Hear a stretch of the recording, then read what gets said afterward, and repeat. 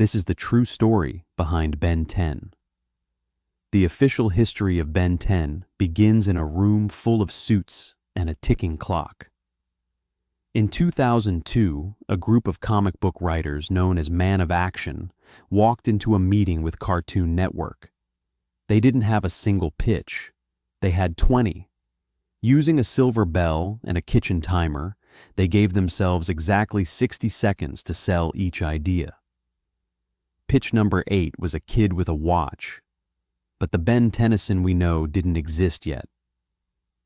In those early sketches by Stephen E. Gordon, Ben was a lanky, red-haired teenager. He didn't turn into aliens. He used a device called the Megawatt to transform into alternate versions of himself from across the multiverse. It was a story about identity, but it lacked a soul. It wasn't until a writer named Greg Johnson suggested making the forms aliens that the pieces fell into place. The multiversal hero was scrapped, and the biological predator was born. But as the show moved toward its 2005 premiere, a darker question began to emerge. What happens to a 10-year-old boy when his DNA is rewritten by a machine he can't remove? The creators dropped hints of horror from the very beginning. Take the case of Ghost Freak.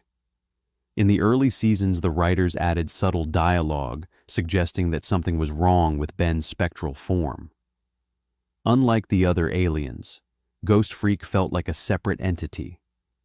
That's because he was. Z-Skyer, a malevolent alien consciousness, was literally trapped inside the watch, forced to watch through Ben's eyes. When Ghost Freak eventually ripped himself out of the Omnitrix, literally tearing through the boy's skin in the show's lore, it wasn't just a plot twist, it was a violation. It confirmed that the Omnitrix wasn't just a tool, it was a prison.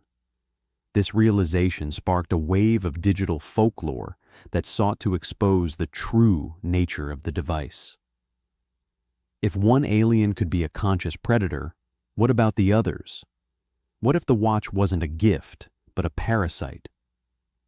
This brings us to the most disturbing chapter of our investigation, the Carnitrix.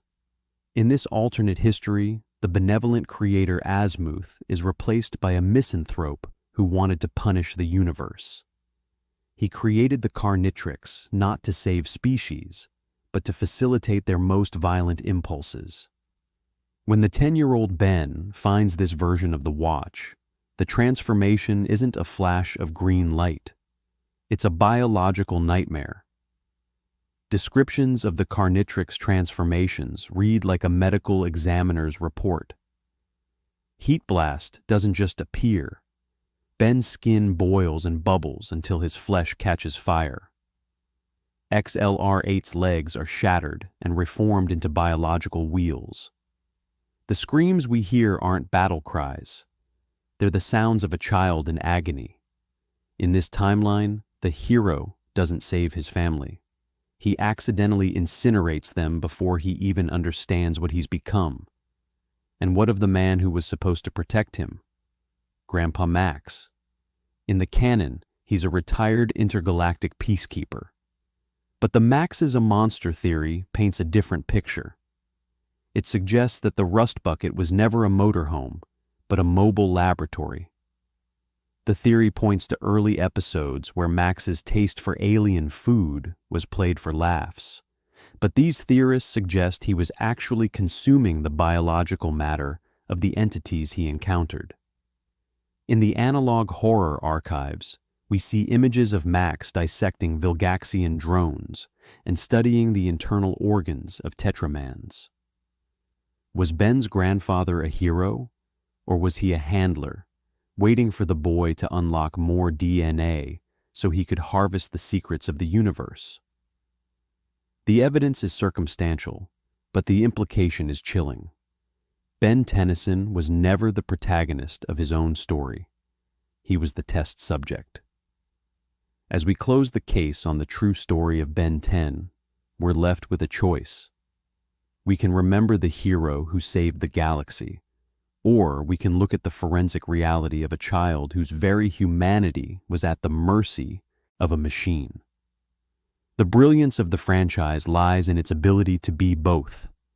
It is a testament to the power of a 20-minute pitch and the enduring dark curiosity of the human mind. Because as long as there are shadows in the woods, we will always be looking for the pod in the crater and praying that we're the ones in control.